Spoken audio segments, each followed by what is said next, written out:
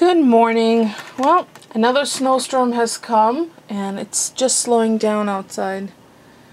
See the recycler out there? That's, we've gotten about a foot of snow. And it took, I think it took Polly an hour and 40 minutes to get out of the driveway. And this is after the plows finally came by because our street wasn't plowed. So I don't think he's even at work yet. I'm really concerned for him to be out on the road all day. Can't imagine he's going to be able to deliver much today. Between people's driveways not being done, side streets not being clear, but we'll see. I'm optimistic. It is 27 degrees and it's supposed to continue to taper off. The snow's supposed to taper off around noon, 1 o'clock or so. So I think I'm going to make some coffee. I haven't had coffee in quite some time, or at least I haven't made coffee at home in quite some time.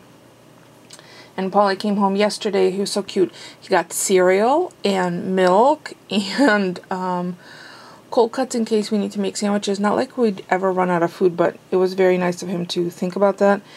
And he also brought home a new hazelnut creamer from Hood that I had never seen before. So he's like, I got this for you, I thought of you, which was very sweet. So I'm gonna try that.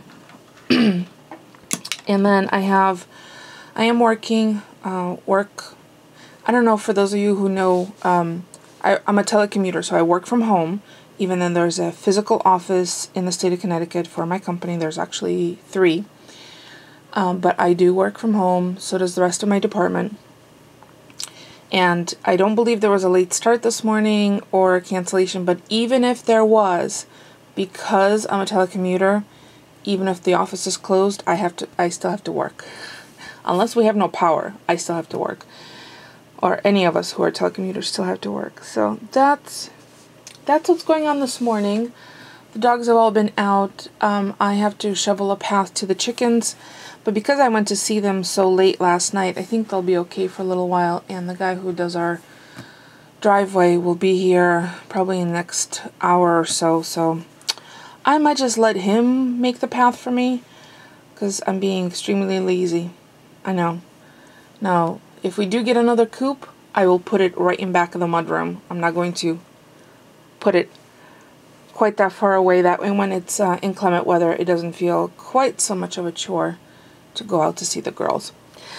So I'm gonna go make my coffee and then put in my lovely thermos camera lens thermos mug and get to work. And I will do a to-do list today, which I'll link below. I think I need to keep doing a to-do list every day because I have several things I need to do around the house, or appointments I need to schedule for maintenance, and just things that I want to keep track of.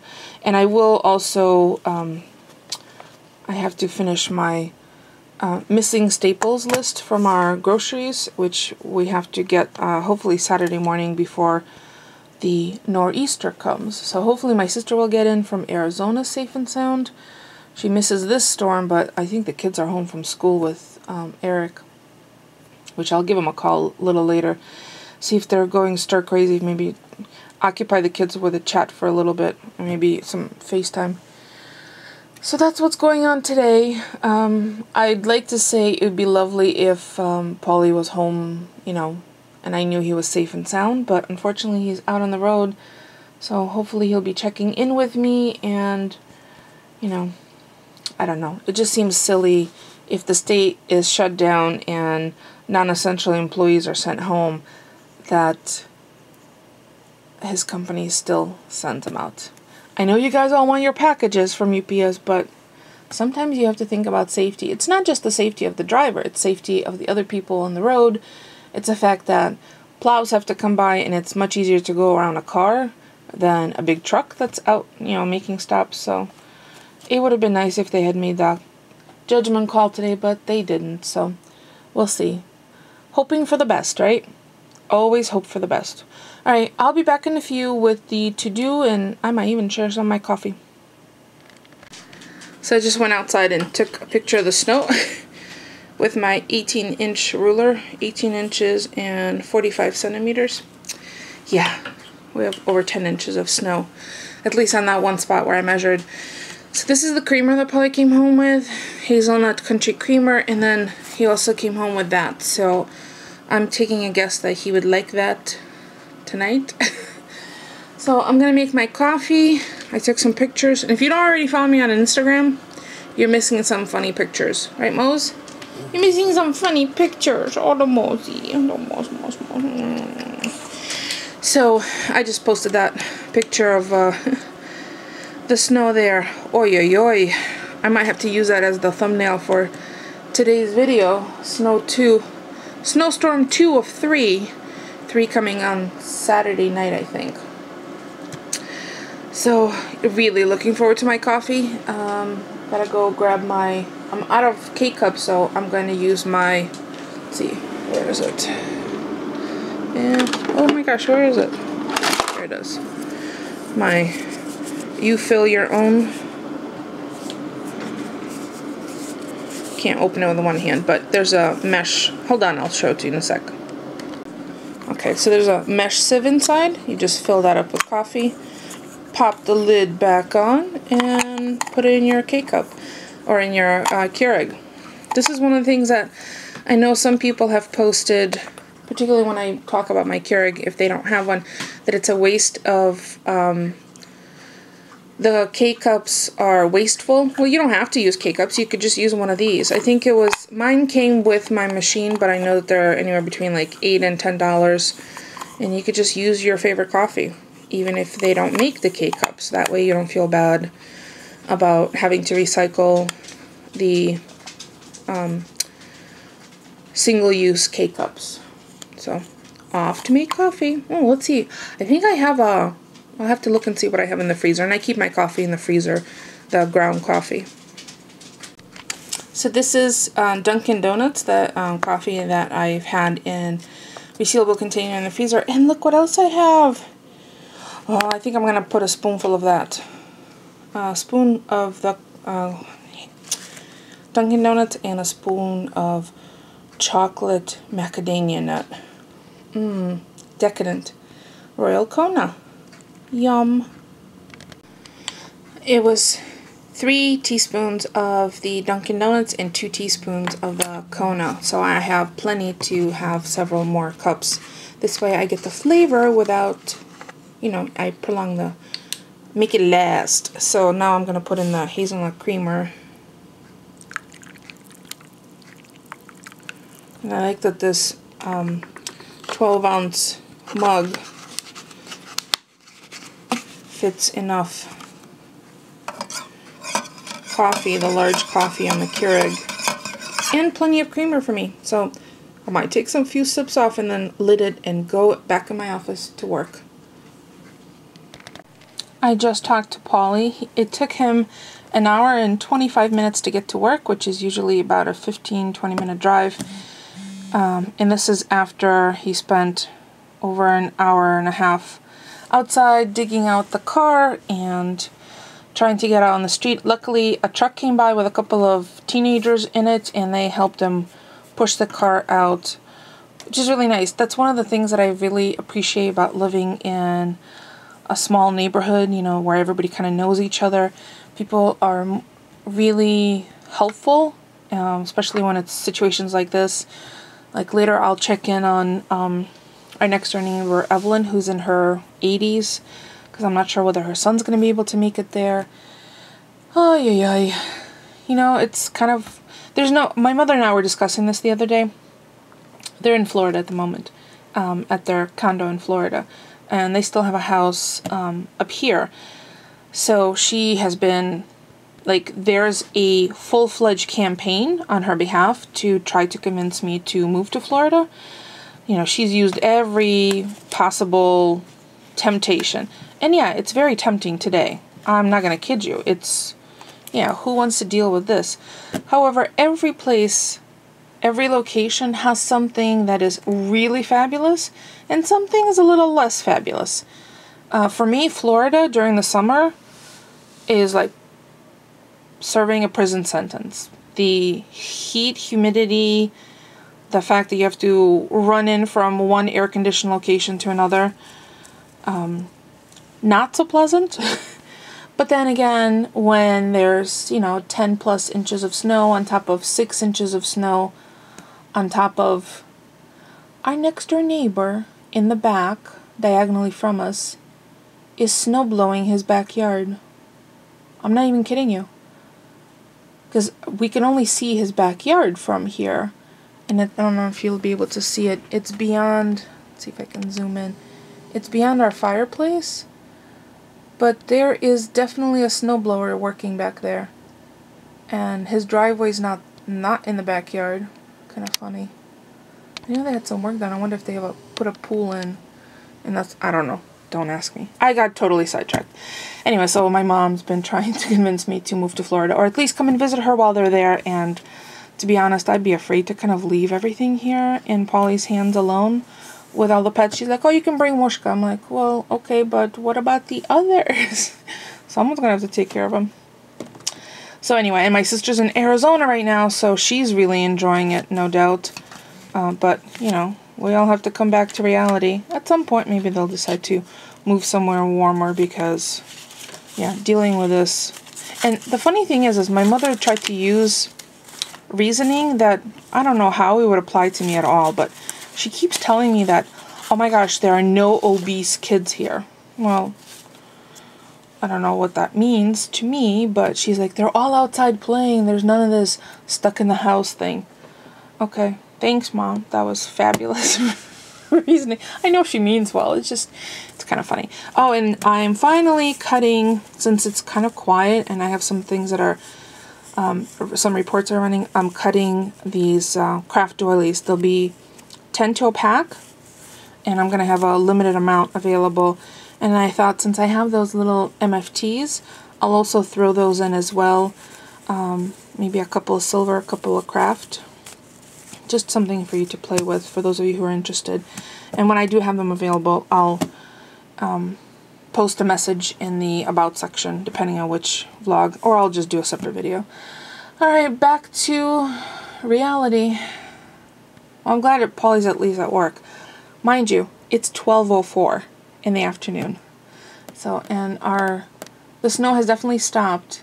And I did take pictures outside with a ruler. It's pretty funny. And I took both metric and inches.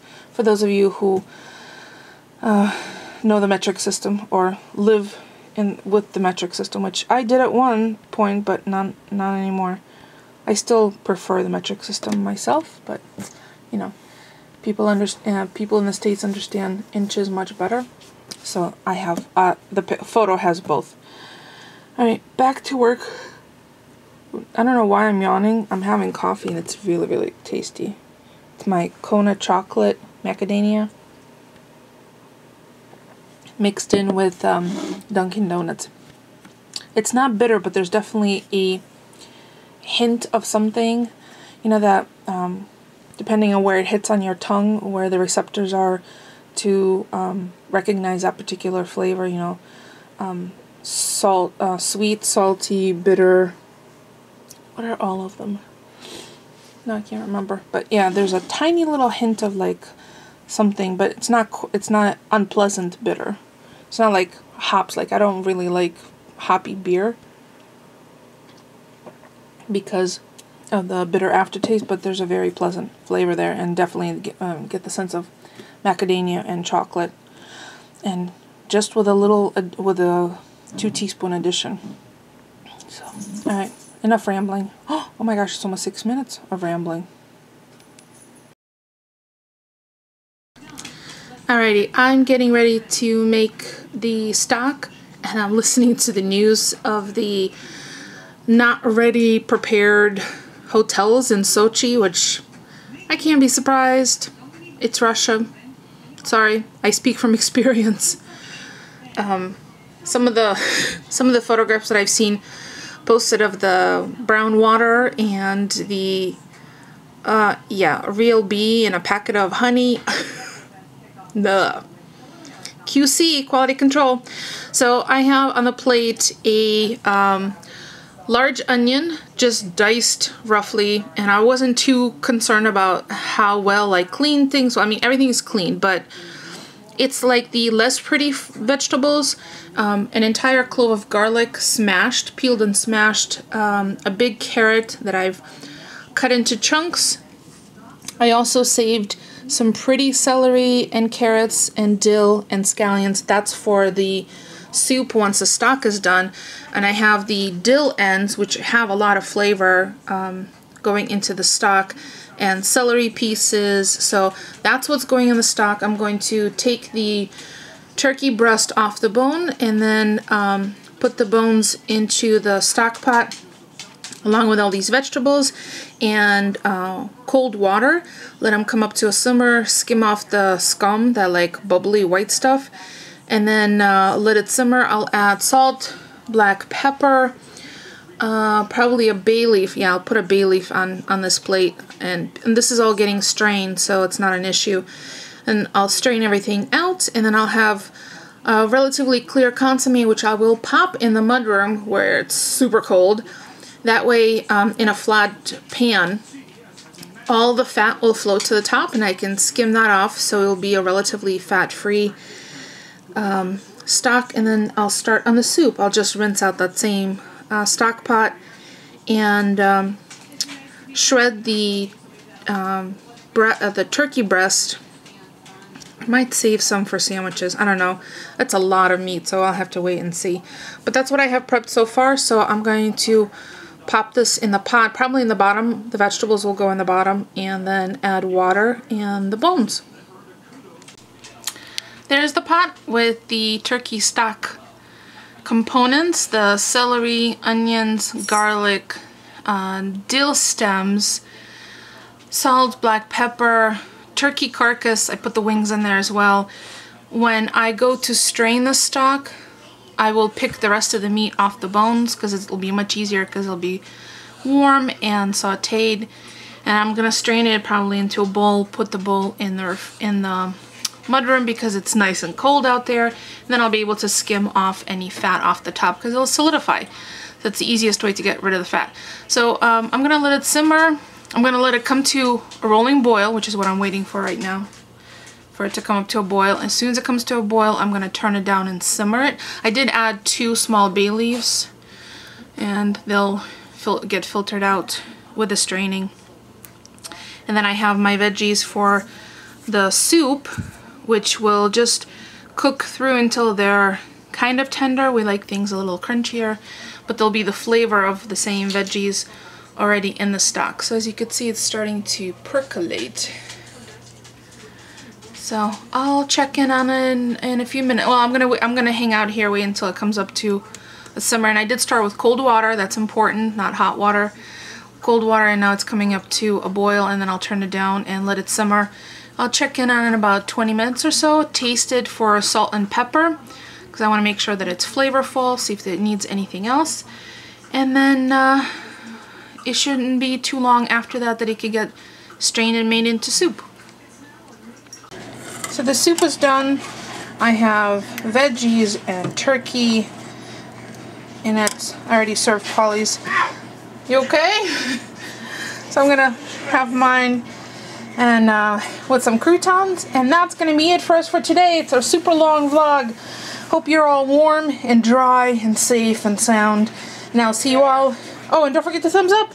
And I'll see you all tomorrow. Thank you for watching.